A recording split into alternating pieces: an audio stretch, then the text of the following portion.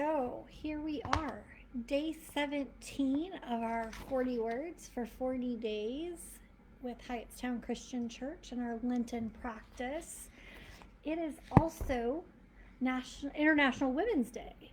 And so I'm feeling led today, and I apologize, it is not morning. In fact, we are approaching evening at 3:54 p.m., but I spent my entire day at the Department of Transportation. So the pastor is also human, and my day was handled with my own treasure of a vehicle today and getting tags on it, as I've been here a few months now. So today you'll have to allow me to be your human pastor, friends. So anyway, our word of the day from Trevor Hudson's Pauses for Lent is treasure. And we're going to tackle this with Matthew 6, verse 21. For where your treasure is, there your heart will be also. And as much as I have tried to untangle this text and scripture from what is happening in our world today and connect it to the Lenten wilderness experience,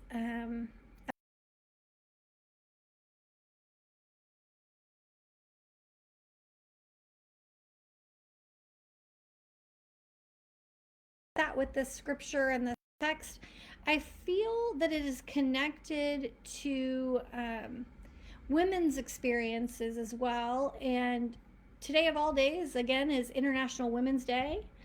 And some of you may know, some of you may not be aware, but there was an interview with Meghan Markle and Prince Harry with Oprah. And I just have felt that women's experiences, particularly Black women's experiences, women of color and people of color, has been tied to the Jesus story. And we Christians have not always talked about that. And I wonder how that might connect to the word today, treasure.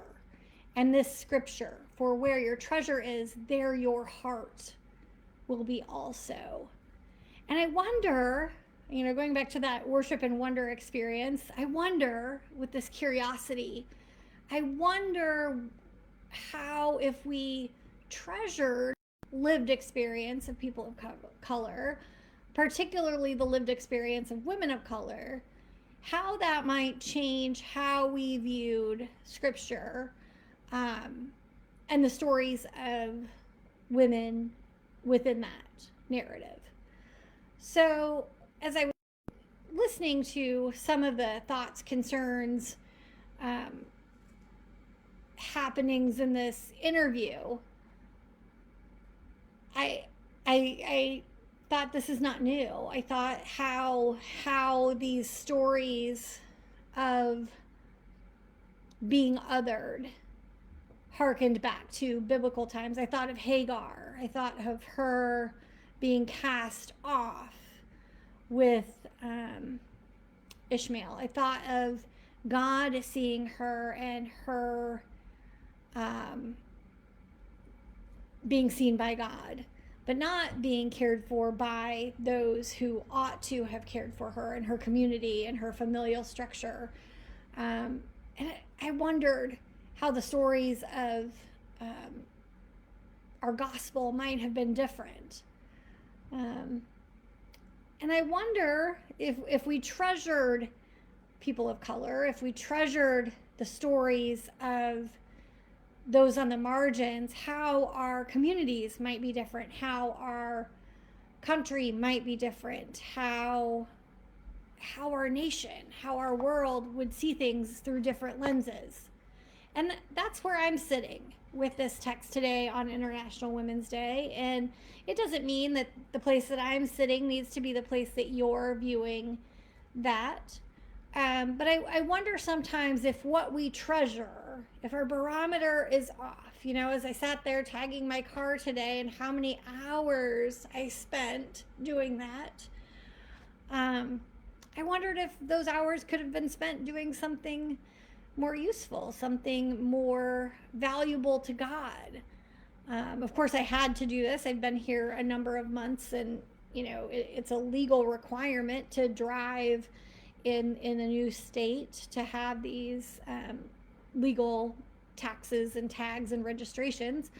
But when I listened to Meghan Markle's story, when I listened to Harry say that, his father had stopped taking his calls for a while and that he was cut off financially, when I listened to the fact that, Meghan found her life so very difficult, that she had thoughts of suicide and suicidal ideation, when there were concerns in the family about the royal baby, his skin color, and that it was, those are royal concerns, and that I think of, how tough it was for her. And then I wonder about our siblings in here in Montgomery County, here in, back in Winston-Salem, my friends and siblings that are refugees back in Cedar Rapids. Where is our treasure? And so if we follow our treasure to find our heart, and talking about this past week and Jesus being the church and the body, how would he be pleased about locating our heart and our treasure? And so that's where I'm just sitting with this. I'm still wrestling with this, because obviously I don't have an understanding of what it means to walk around as a person of color, but also what it would mean to be treasured as a nation, to be treasured as a citizen, as a person of color, as a First Nation person, as, my grandmother's family were First Nation people.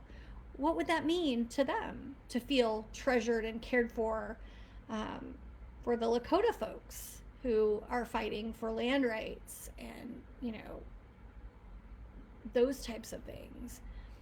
So friends, I just invite you to meditate on where your treasure lies and where you could unravel your heartstrings.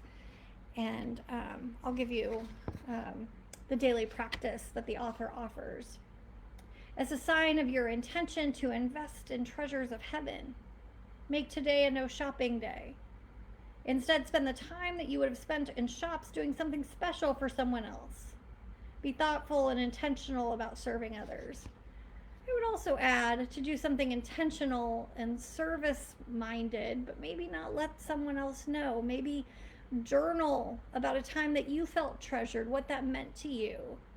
And look around and maybe envision those folks in your life that maybe don't feel so treasured, and what that means, and how maybe in your little part of the world you can do something to change that. Friends, I'll probably be writing the reflection tomorrow, as I have a very busy day, but this has been a wonderful journey so far. Be blessed.